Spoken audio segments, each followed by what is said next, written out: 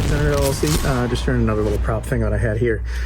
So, unlike with things like the modern airsoft market, a lot of the requests that I get for props are actually period stuff. They're not tactical. It's, you know, I need a hunting rifle. I had a couple of those recently. A period hunting rifle. One was for a play production of Brigadoon. I've shown like some of the conversions that I did for things like a production of Assassins. This was for a short film that I don't even know what it was because it's probably not out yet, where they wanted a period like, you know, 1970s, 1980s hunting rifle, bolt action rifle.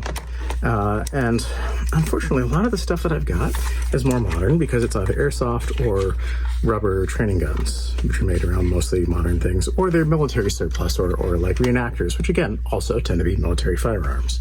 So if you want something just for your, you know, your random dude in the woods, there's not a lot of options out there that are non-firing prop replicas that are safe. So I took one of the Super 9Xs, or Super X9s that I had. Now this is a bolt action shell ejecting airsoft. I have some of the Super 9s, which are a little less beefy, all black, not as tactical, tapered barrel. They have a 22 style rail. But it's a black synthetic stock, and that doesn't really give it the period look that a lot of folks are wanting when they say they want a 1970s firearm. You want something that looks like wood. So the Super X9 does actually look like wood, which is nice, but it had Picatinny rails up top and bottom, and a bipod, and a scope, and all this other stuff.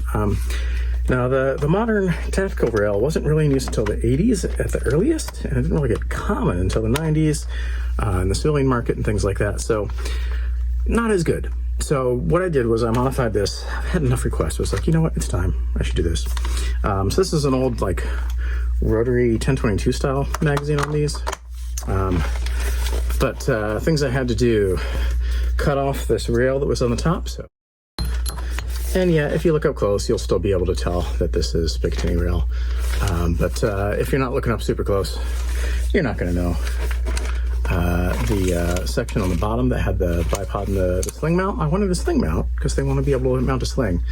But I took those screws out and had to put in, I shaped a little steel thing here to go in to be a sling mount, and this one's just a little washer kind of holding it. Now it's not going to be great for a film close-up because it's, you know, it's a synthetic fake wood stock anyway. It's not going to look great in a film close-up.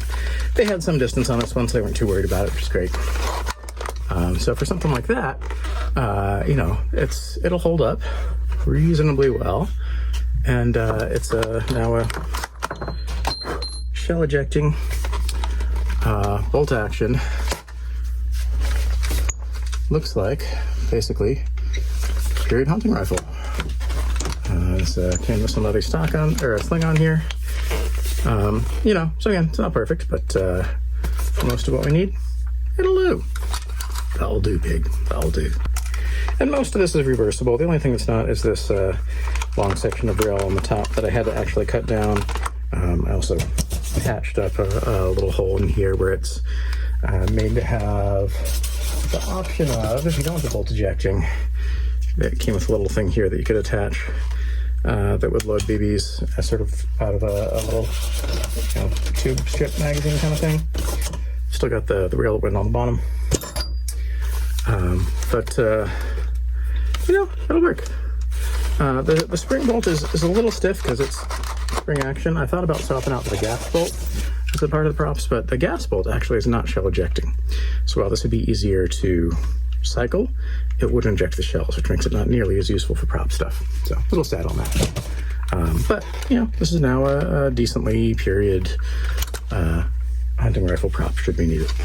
And as always, the props seen here on YouTube are available for rent through Fight Designer LLC, unless I've sold them in the meantime, which, you know, I've been in the process of trying to work on a sale for some of my model guns for a while now, and I should be shipping that out soon. But there you go. Until next time, Kevin Inoue, Fight Designer LLC.